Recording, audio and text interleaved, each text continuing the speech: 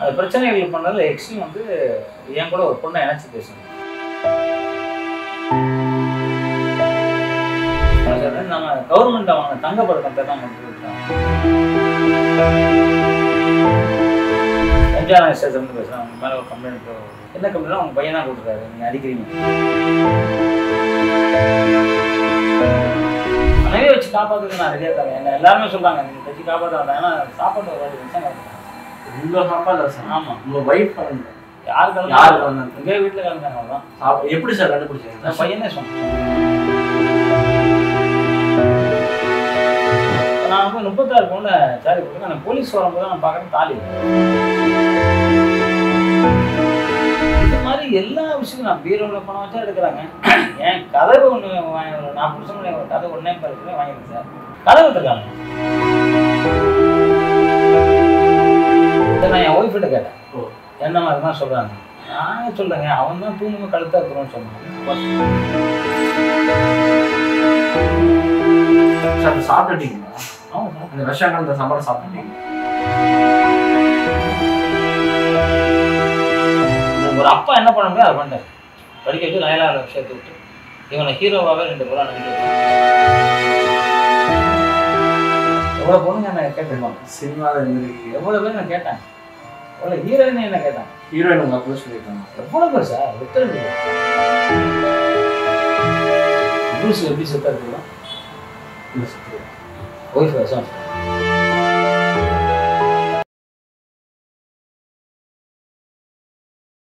Sir இப்போ சமீப காலங்களை பார்த்தீங்கன்னா சில பிரச்சனைகள்லாம் போயிட்டு இருக்கு. தயாரிப்பாளர் சங்கத்தில் தலைவராகவும் இருந்திருக்கீங்க. அந்த அசோசியேஷன் என்ன பிரச்சனை போயிட்டு இருக்குன்னு சொல்லுங்க. சொல்லுங்கள் சார். அது வந்து film and television producer guild of South India. இது வந்து ஒரு 5-6 ஸ்டேட்டுக்கு நான் தான் தலைவராக இருக்கேன். இதில் வந்து முதல்ல ஒரு ஹிந்திக்கார் இருந்தார். அந்த ஹிந்திக்கார் வந்து அப்போ வந்து நான் ஜெயிச்சு உள்ளே போனோன்னே எனக்கு எந்த உரிமையும் கொடுக்க மாட்டேன்ட்டார். என்ன காரணம்னா தமிழனுக்கு நான் தரமாட்டேன், நான் ஹிந்திக்காரன் அப்படின்னாரு. அப்போ எனக்கு தமிழ் மேலே உயிர். செத்தா கூட தமிழுக்காக சாமம் நினைக்கிறான். அப்போ நான் சொன்னேன், நீ இருக்கிறது எங்கள் பூமியிலடா, நீ வந்து எங்களுக்கு தர வேண்டிய அவசியம் இல்லை, ஒரு நாள் முடிஞ்சால் பார்த்துக்காங்க. பார்த்துக்கும் போது பெரிய பிரச்சனை ஆச்சு. என் மேலே கம்ப்ளைண்ட் கொடுத்தாரு. கம்ப்ளைண்ட் கொடுத்தோடனே அப்போ ஜெயலலிதா சிஎம் எனக்கு வந்து சீமான் சார், திருமாவளவன், இது மாதிரி நிறைய கலைஞர் சார், வி சாகர், இது மாதிரி நிறைய பேர் வந்து தமிழில் வந்து அவங்க வந்து போராடினாங்க. அம்மா வரைக்கும் போய் தெரிஞ்சவொடனே அம்மா வந்து என்ன பிரச்சனை அப்படின்னா இது மாதிரி உழவு புரிஞ்சு சொன்னாங்க. அதே எப்படி தமிழை எப்படி உள்ள கூடான்னு சொல்லுது. அது ஜாகர உள்ள விஷயம். போலீஸ் வந்து சொன்னாங்க, நீங்கள் இருக்கீங்க சார், எலெக்ஷன் வச்சிடலாம் சார். எலெக்ஷன் நான் ஜெயிச்சேன். அவரும் நாட்டு தோற்று போயிட்டார், நான் ஜெயித்தேன். ஏன்னா தமிழ்நாட்டில் தமிழ் தான் ஜெயிச்சேன். அது நான் ஜெயித்தேன். நிறைய கேஸ் கொடுக்குறாரு. எல்லா கேஸுமே போய் கேஸு, எல்லா கேஸுமே ஜெயிக்கிறேன். அது எனக்கு தெரியாமல் கேஸ் கொடுக்குறாரு. என்ன கேஸுன்னா, நம்ம வீட்டுக்கு லெட்ரு வரும் ஆனால் வராது, யாரும் இன்னும் வாங்கிட்டு போயிடுவாங்க. அது மாதிரி கேஸு 3 வருஷம் நடந்தது. கடைசி தண்டனை கொடுக்கும்போது எனக்கு யாரோ உங்களை மாதிரி ஒருத்தர் நல்ல ஒரு பார்த்து முழு நாள் வரல, அடுத்த வாரம் தீர்ப்பு பண்ணி சொல்கிறாங்க. அப்போ நான் கையெழுத்துலாம் போட்டு ஏன் வரல ஜட்ஜே கேட்டாங்க. இந்த பாருங்க என் கையெழுத்து இது, இதில் வந்து என் கையெழுத்து இல்லை அப்படின்னு சொன்னேன். அப்போ வந்து உலக இன்டர்நேஷனல் ப்ராடாக இருக்கீங்க, எப்படி அது அவர் கையெழுத்து இல்லாமல் அவருக்கு எப்படி தெரியும்? ஆரம்பத்துலேருந்து எனக்கு தெரியல. ஐயா உண்மையிலே எனக்கு தெரியாது. அது கேஸ் வந்து அவங்க பக்கம் அதாகி தீர்ப்பு ஆயிடுச்சு, அவர் பயன் கட்டணுங்க. ஸோ அந்த மாதிரி நிறையாது. அவங்க கூட சேர்ந்த சில இதுங்க வந்து உள்ளே 2 பேர் ஜெயிச்சு வந்தாங்க. அவங்க நமக்கு ஃபுல்லாக ஆப்போசிட்டாக இதெல்லாம் பண்ணிக்கிட்டே இருந்தாங்க. அந்த ஆப்போசிஷன் தடுத்துக்கிட்டே இருந்தேன். கோர்ட்டு மூலியமாக சட்டப்படியே தடுத்துக்கிட்டு இருந்தேன். இப்போ வந்து அவங்க நிறையா வந்து பிரச்சனைகள் பண்ண ஆரம்பித்தாங்க. அந்த பிரச்சனைகள் பண்ணதில் எக்ஸ்ட்ரீம் வந்து என் கூட ஒரு பொண்ணை இணைச்சி பேசுனது. அது இணைச்சி பேசுனது வந்து எனக்கு பிடிக்கவே இல்லை. அதை வந்து சட்டப்படி நாங்கள் கம்ப்ளைண்ட் கொடுத்து சட்டப்படி அவங்க மேலே வழக்கு போட்டுருக்கோம். அது நடந்துருக்கு. அந்த வழக்கு வந்து அவங்க வந்து எங்கள் வீட்டில் வந்து சொல்கிறாங்க, இது மாதிரி உங்களுக்கு நீங்கள் தான் கேட்காம இருக்கீங்க. நான் 40 வருஷமாக குடும்பம் இருக்கிறேன். 40 வருஷமாக எந்த பழக்கம் இல்லை. ஷூட்டிங் 6 மணிக்கு முடிஞ்சு 6 மணிக்கு வீட்டில் இருப்பேன். ஒரு எங்கன்னா தண்ணி அடிக்கணும் அன்றைக்கி கூட நான் போனதில்லை. எல்லாம் தெரியும். நம்பி கேட்டாங்க. நான் சொன்னேன் இல்லைன்னு சொன்னேன். அப்புறம் அப்படியே விட்டாங்க. இடையில என்ன ஆயிடுச்சுன்னா, என் பசங்க இந்த வீடெல்லாம் அடகு வச்சுட்டாங்க. அது எல்லாமே ரெக்கார்டாக இருக்குது, உங்களுக்கு வேணால் தரேன். ஸோ இந்த வீடெல்லாம் இது பண்ணிட்டாங்கன்னு கொஞ்சம் எனக்கு கடுப்பாகி தனியாக வச்சுருந்தேன் பசங்களை. அது என் ஒய்ஃப் வந்து தனியாக ஏன் வைக்கிறீங்க, பசங்க இங்கே இருக்கட்டும் அப்படி இப்படின்னாங்க. சரி இனி திருப்பி போன சார் நம்ம கவர்மெண்ட் அவங்க தங்க பதக்கத்தை தான் அவங்களுக்கு வச்சுட்டாங்க. 6 தங்க பதக்கம். அது 5 தான் இருக்குன்னு அவங்க கேட்க மாட்டாங்க, எங்கே இருக்குன்னு தெரியல.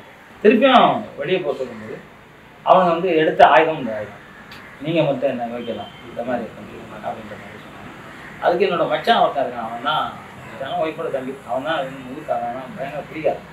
பசங்களை எல்லாம் வாங்கி கொடுத்து ஏற்றி விட்டு நம்ம ஆப்போசிட்காரங்கெல்லாம் லிங்க் பண்ணி அவங்களுக்குலாம் உட்காந்து மீட்டிங் போட்டு இது மாதிரி ஒரு கம்ப்ளைண்ட் கொடுங்க அப்படின்னு சொல்லி ஒரு கம்ப்ளைண்ட் கொடுக்குறாங்க. எனக்கு தெரியாது, நான் பிடிச்சிக்கிட்டு இருக்கேன். பிடிச்சி வரேன். இப்போ ஒரு 2 3 நாள் ஒரு வேறு நம்பர்லேருந்து வந்து நான் போட்டு யார் சார்னா போலீஸ் ஸ்டேஷன் வச்சுருக்கேன். என்ன எம்ஜிஆர் நகர் ஸ்டேஷன்லேருந்து பேசுகிறேன். அவங்க மேலே ஒரு கம்ப்ளைண்ட் எங்கே இருக்கீங்க? வீட்டில் தான் இருக்கேன். கதவு திறங்க நீங்கள் திறந்தா சார் வாங்க அப்படின்னா ஆனால் கேட்ட திறந்துட்டு உள்ளே வராது. நான் அப்புறம் தலை தோட்டிட்டு நான் போனேன். என்ன கம்ப்ளைண்ட்னா உங்கள் பையன் தான் கொடுத்துருக்காரு, நீங்கள் அடிக்கிறீங்க. எப்போ சார் அடிச்சேன்? அதனால் அடிக்கவே இல்லையா? அதான் குளிச்சுட்டே வரேன். இல்லை சார் இப்போ நான் 10 நிமிஷம் முன்னாடி பேசினார் சார். நான் குளிக்க போய் 10 நிமிஷம் ஆச்சு, யாரையும் அடிக்கலையே, கூப்பிடுங்கன்னா கூப்பிட்டு கேட்டேன்.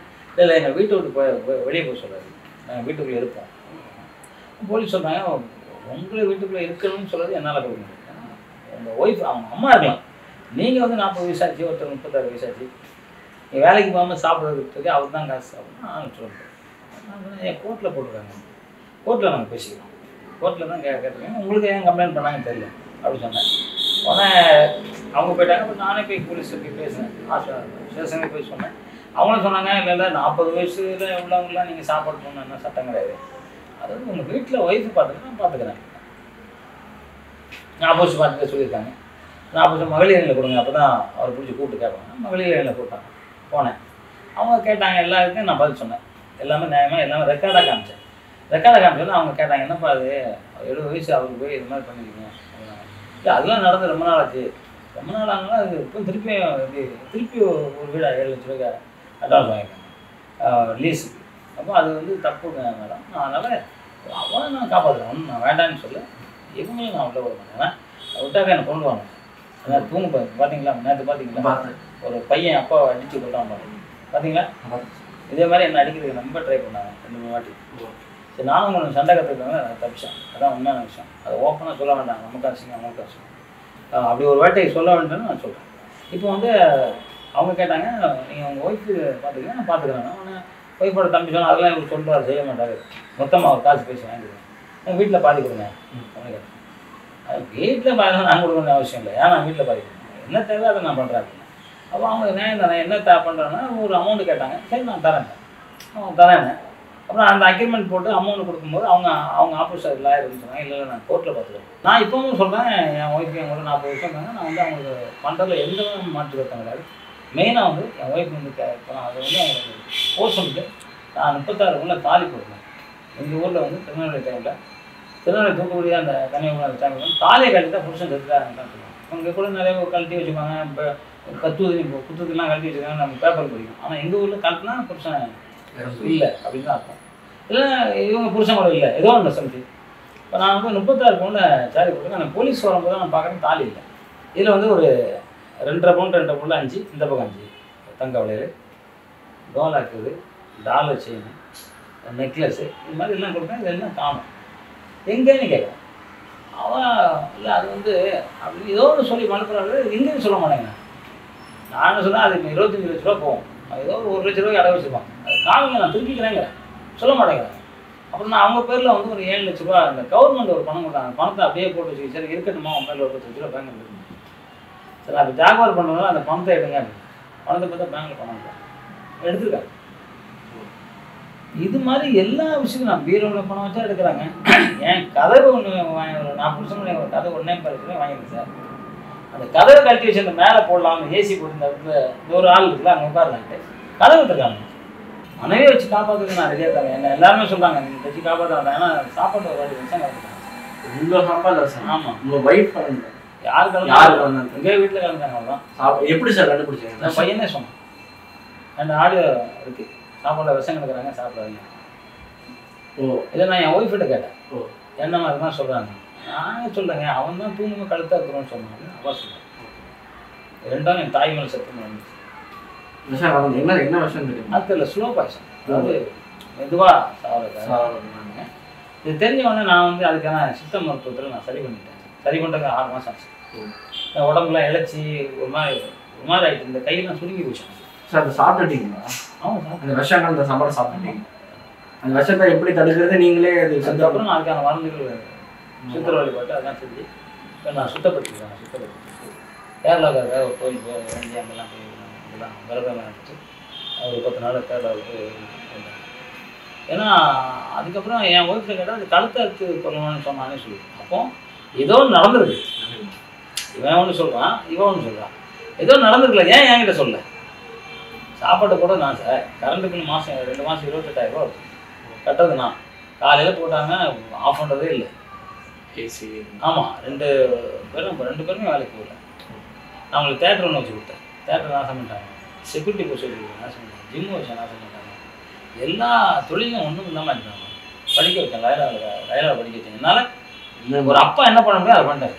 படிக்க வச்சு லயலாவில் சேர்த்து விட்டு இவனை ஹீரோவாகவே 2 படம் நடிக்க வச்சேன். ஃபைட் மாஸ்டர் சேர்த்து விட்டேன், அவனை ஹீரோவாக நடிக்க பண்ணிட்டேன். எதுலேயுமே அவங்களுக்கு இன்ட்ரெஸ்ட்டில், வீட்டை விட்டு வெளியே கூடாது, சாப்பிட்டு. ஸோ இப்படி இருக்க காரணம் என்ன? இன்னொருத்தவங்க சொல்லி கொடுத்து யாராவது அதான் ஒன்று மனைவியோட தம்பி, இன்னொன்று மனைவி. நான் நினைக்கவே இல்லை, நான் நினச்சும் பார்க்கல என்னோட வாழ்க்கையில் எப்படி இருக்கணும். சார் இப்போ நீங்கள் இன்னொரு கம்ப்ளைண்ட் இருக்கணும் மேலே, அந்த 23 வயசு பொண்ணு கூட நீங்கள் இருக்கீங்க அப்படி அவங்க ஒரு மிகப்பெரிய குற்றச்சாட்டு. அது அவங்க அதுக்கு உங்களோட பதில் என்ன சார்? இது பொய்ன்னு தான் அர்த்தம். பொய்ன்னு தான் 100%. அந்த பொண்ணுக்கு கல்யாணத்துக்கு நிச்சயதார்த்தம் நடந்து முடிஞ்சு அந்த கல்யாணம் நின்று வச்சு அவங்களால இந்த பிரச்சனை இல்லை. எங்கள் வீட்டு பிரச்சனை இல்லை, அவங்க கில்டில் பிரச்சனை. உடனே அவங்க வந்து போலீஸை கம்ப்ளைண்ட் அவங்க மேலே எல்லாருக்கும் எஃப்ஐஆர் போட்டிருக்காங்க. இது வரைக்கும் அவங்களால நிரூபிக்க முடியல. எல்லாம் போய் ரூமில் இருந்து வராது, அங்கேருந்து வராது, பிடிங்கிறாரு. அவன் வந்து என்ன பண்ணிட்டான், என் ஃப்ரெண்டு ஒருத்தர், என் ஃப்ரெண்டு தான் எனக்கு டிரைவராக இருந்தேன். அவன் வந்து தச்சமே வந்து டிரைவர் வேண்டான்னு இருப்பேன். அது சின்ன மனஸ்தாபம் வந்து போயிட்டான். அவங்க அப்பெல்லாம் செத்து போனதேன்னு சொன்னாங்க. அவனை கொண்டு போய் காப்பாற்றி தான் விட்டான். அது அந்த போய் நஞ்சோட இருக்கான். அவனுக்கு ஃபோன் பண்ணிட்டு இது மாதிரி வந்து எதனா இந்த பொண்ணில் ஏதோ ஒரு பொண்ணை டீ பிடிச்ச மாதிரியோ இல்லை ஏதாவது ஒரு ஃபோட்டோ இருந்தால் கூட நாள் அடிச்சிடலாம், ஒன்றும் பண்ண மாட்டேங்கிறான். என்ன இருக்குது நம்ம அந்த மாதிரி தான் அவங்க நாள் பண்ணவே மாட்டான், ஒன்றுக்கெல்லாம் பேசவே மாட்டாங்க.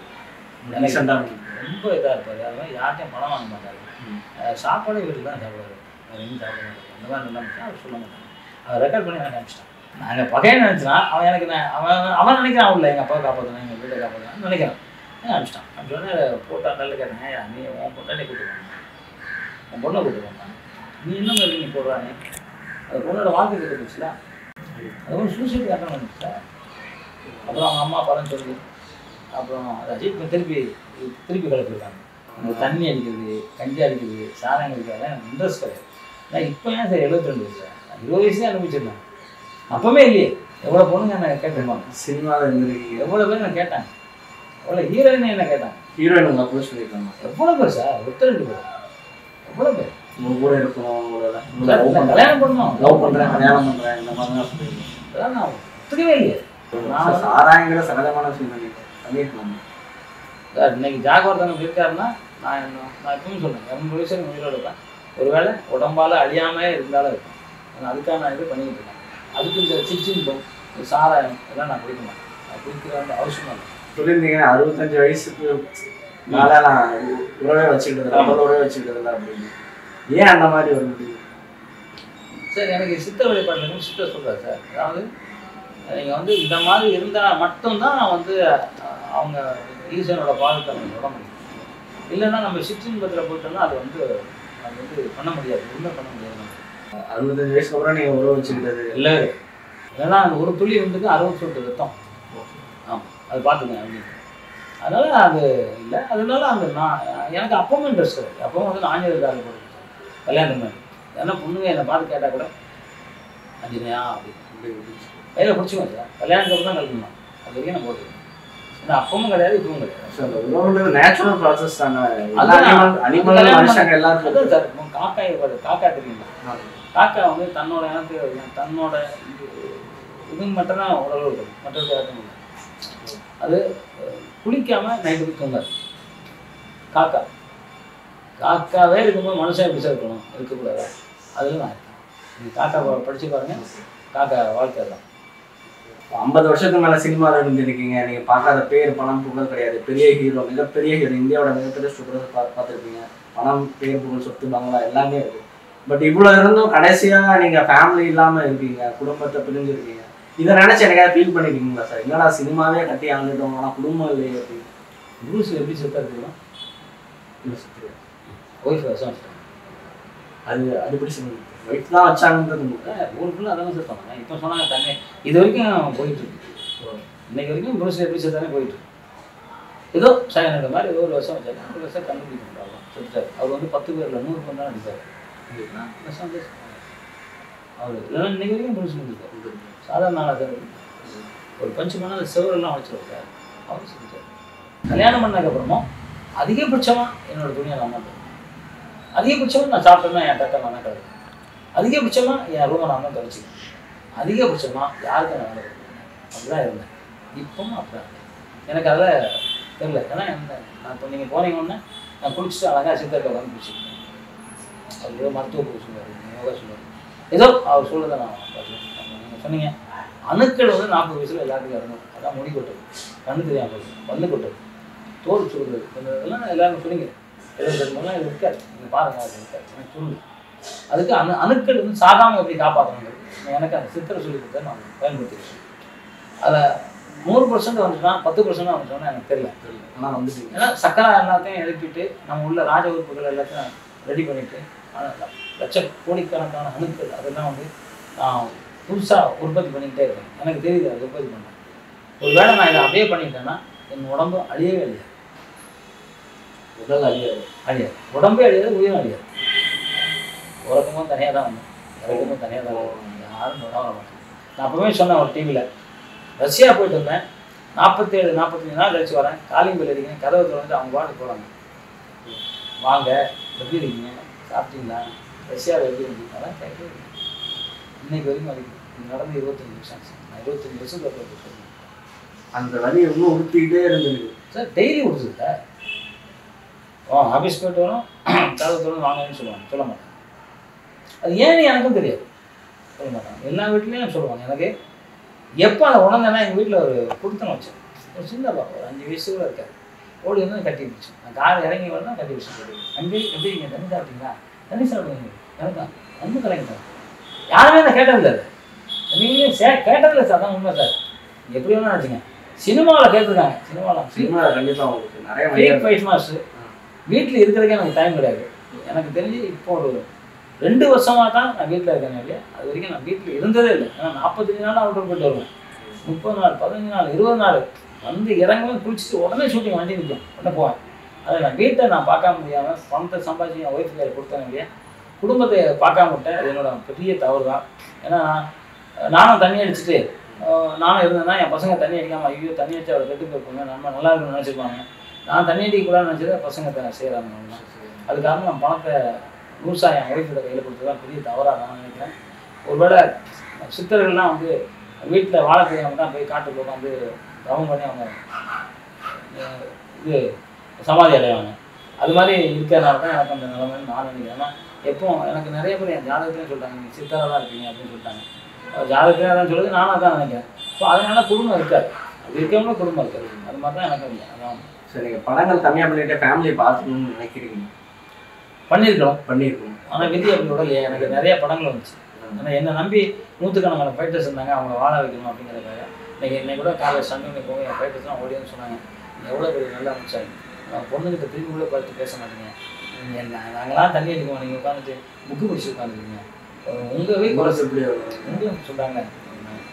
இல்லைடா நீங்கள் இருக்கீங்களடா, நீங்கள் இவ்வளோ ஆதரவு கொடுக்குறீங்க, அது போதும். ஏன் உங்கள் வீட்டில் எல்லாம் நம்புகிறாங்க, எங்கள் வீட்டில் எல்லாம் அண்ணன் கடவுள் மாதிரி அப்படின்னு சொல்கிறாங்க, அது போதும் அவங்களுக்கு. ஏன்னா என்னால் வந்து வீடு கட்டிருக்காங்க, நிறைய பேர் வீடு கட்டிருக்காங்க. எனக்கு வீட்டுருக்கேன்னு வந்து அவங்க அப்பாவே பெருமாள் ஒரே என்கிட்ட தான் அசிஸ்டண்டாக இருந்தார். அந்த வீட்டுக்கு குழந்தைங்க பெரிய லெவலில் இருக்கான். அவன் அனல் அரசு அவங்க அப்பா என்கிட்ட தான் வேலை செஞ்சார், அவனும் பெரிய லெவல் தான். சிறுத்தை சிவா அந்த பையன் வந்து அவங்க அப்பா என்கிட்ட தான் வேலை செஞ்சார். நீங்கள் ஃபைட்டர்ஸாக இருக்கணும், ஃபைட்டரோட அப்பா இருக்காங்க, அவங்களே என்கிட்ட தான் ஒர்க் பண்ணியிருக்காங்க. எல்லோரும் நல்லா இருக்காங்க, அது போதும். நம்ம வந்து எல்லாம் கடவுள் அவர் என்ன சொல்கிறது தான், பிரபஞ்சம் என்ன சொல்கிறது அதை நான் கேட்குறேன். சரி, ஓகே சார். இவ்வளோ நேரம் நிறைய விஷயங்கள் பேசினா, நான் கேட்ட கேள்வி எல்லாத்தையும் பொறுமையாக முடிச்சுனேன். இதே மாதிரி ஒரு நல்ல இன்டர்வியூ உங்கள் அடுத்த மாதிரி சந்திக்கிறேன். நன்றி சார். நன்றி சார். உங்களுக்கும் நம்ம சேனலுக்கும் நன்றிகள் தான் வணக்கம் தெரிவிச்சுக்கிறேன். இதை வந்து மக்கள்கிட்ட கொண்டு போய் சேர்த்துறீங்க. மக்கள் வந்து நான் வந்து நல்லவனாக கேட்டாங்கிறத நான் வந்து இந்த வயசில் எப்படி இருக்கிறேன், எப்படி இருந்தால் நம்ம எப்படி இருக்க முடியுங்கிறது எல்லா தாய்மார்களுக்கும் தெரியும், எல்லா பெரியவங்களுக்கும் தெரியும், என்னை போன்ற வயதானவர்களுக்கும் தெரியும்.